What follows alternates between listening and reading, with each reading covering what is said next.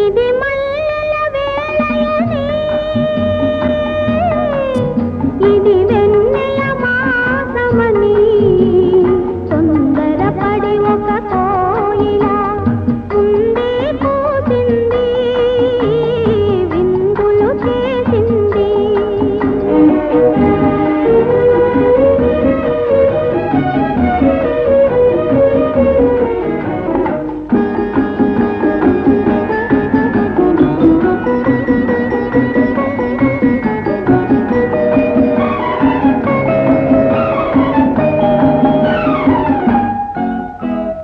కసిరే ఎండలు కాల్చునని, ముసిరే వానలు ముంచునని, ఇక కసిరే ఎండలు